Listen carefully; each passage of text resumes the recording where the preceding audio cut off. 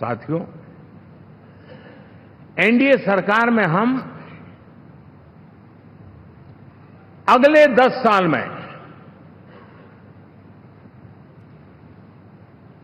मैं बहुत जिम्मेवारी के साथ कह रहा हूं, अगले 10 साल में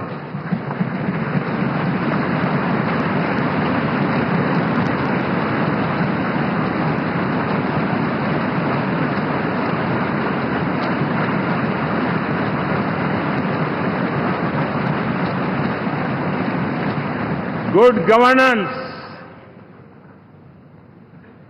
विकास, नागरिकों के जीवन में क्वालिटी ऑफ लाइफ, और मेरा व्यक्तिगत रूप से एक बहुत बड़ा ड्रीम है, मैं लोकतंत्र की समृद्धि को जब सोचता हूं तो मैं चाहता हूं कि सामान्य मानवीय के जीवन में से, और खास करके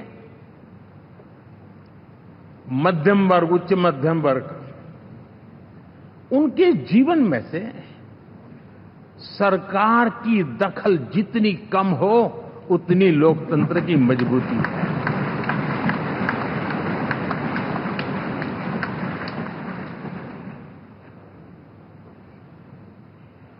और आज के टेक्नोलॉजी के युग में बहुत आसानी से हम, वरना एक दिन में 10 काम हो तो 10 अलग अलग वो सारी चीजें मांगेंगे। हम बदलाव चाहते हैं। गुड गवर्नेंस का ये भी एक महत्वपूर्ण पहलू है। देखिए, हम विकास का नया अध्याय लिखेंगे, गुड गवर्नेंस का नया अध्याय लिखेंगे, जनता जनार्दन की भागीदारी का नया अध्याय लिखेंगे, और सब मिलकर के विकसित भारत के सपने को साकार करके रहेंगे।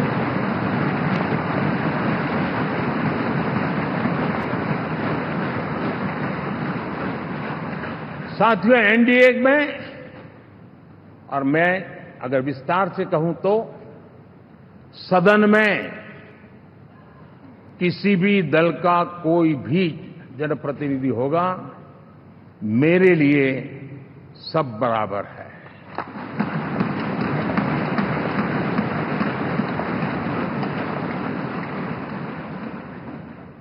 जब मैं सबका प्रयास की बात करता हूं तो मैं सदन में भी, चाहे वो लोकसभा हो या राज्यसभा हो, हमारे लिए सब बराबर है।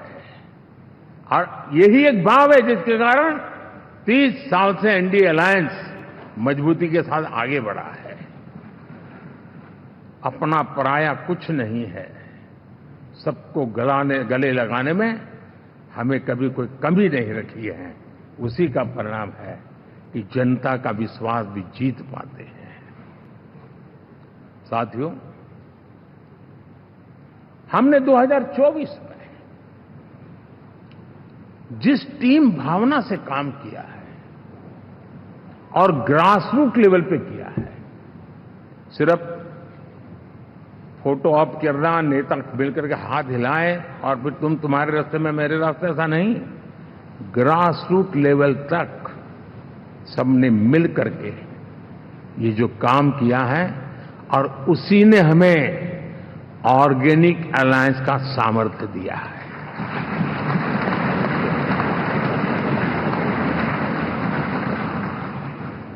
एक दूसरे का सहयोग किया है।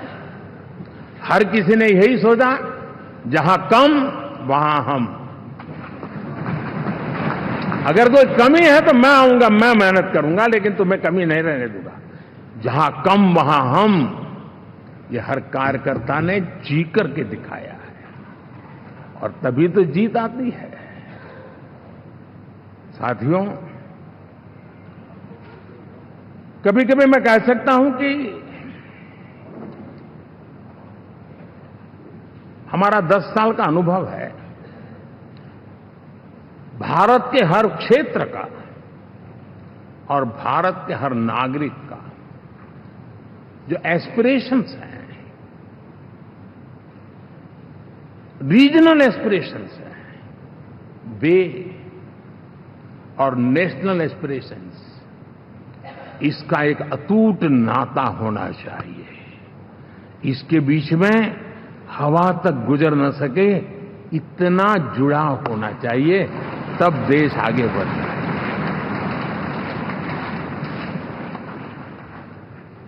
साथियों, इस चुनाव में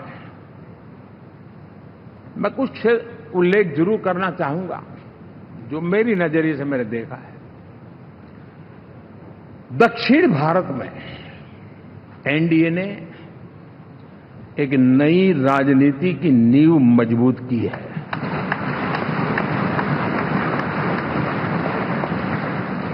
अब देखिए कर्नाटक एंड तेलंगाना, अभी अभी तो इनकी सरकारें बनी थी, लेकिन पल भर में ही लोगों का विश्वास टूट गया, भ्रम से लोग बाहर आ गए और एनडीए को गले लगा दिया। कर्नाटक और तेलंगाना में दोनों जगह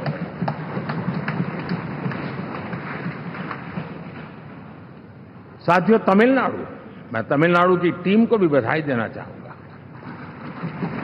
और वहां हमारा एनडीए समूह बहुत बड़ा भी है और कईयों को पता था कि हम एक साथ एक सीट नहीं लड़ा पाएंगे, लेकिन इस लड़ाई में हम साथ रहेंगे। और मैंने बहुत से एनडीए के साथी तमिलनाडु में ऐसे हैं कि जिनका कोई उम्मीदवार नहीं था, लेकिन इस झंडे को ऊंचा रखने के लिए वो जी जान से जुटे थे। और इसलिए आज तमिलनाडु में भले हम सीट नहीं जीत पाए, लेकिन जिस तेजी से एनडीए का वोट शेयर बढ़ा है, वो साफ साफ संदेश दे रहा है कल में क्या लिखा हुआ है।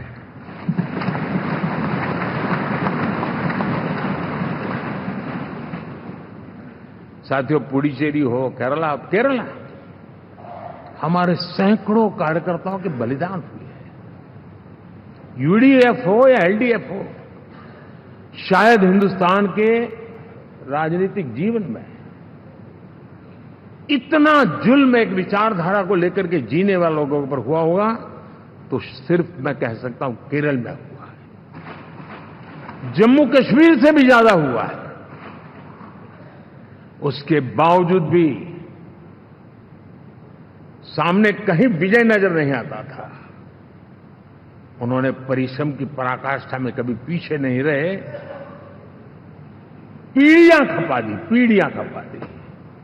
और आज पहली बार संसद में केरल से हमारा प्रतिनिधि बन के आया।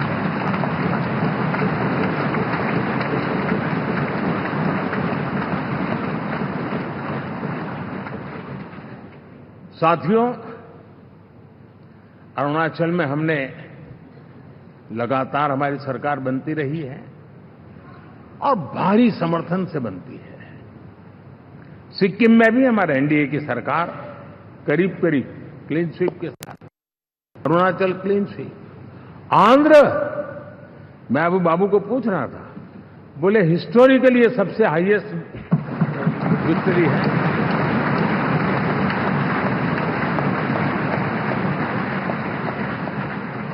और ये जो यहां दिखता है ना पवन, ये पवन नहीं, आंधी है।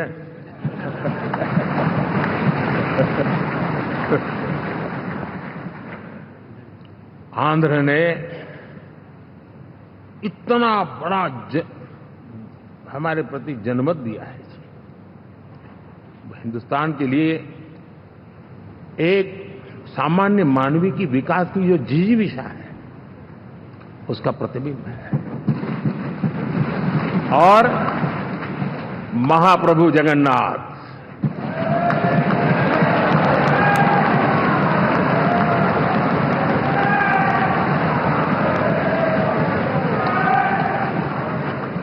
और मैंने अनुभव किया हमेशा, मैं हमेशा मानता हूं ईश्वर के अनेक रूप होते हैं, लेकिन जब मैं भगवान महाप्रभु जगन्नाथ जी को याद करता हूं तो मैं हमेशा मानता हूं ये गरीबों के देवता है।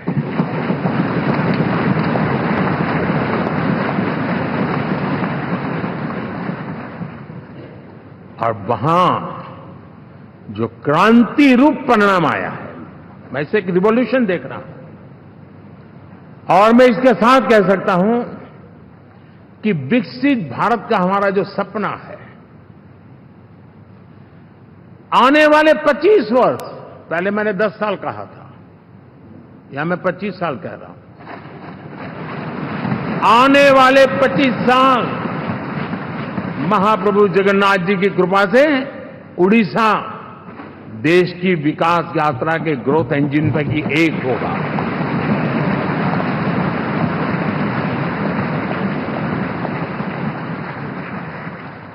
साथियों, हम लोग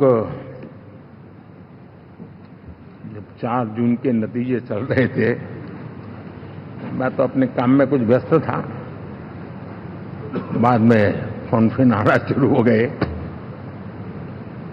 तो मैंने किसी को पूछा, यार ये तो ठीक है आंकड़े वांकड़े, तो मुझे ये बताओ कि ईवीएम जिंदा है कि मर गया?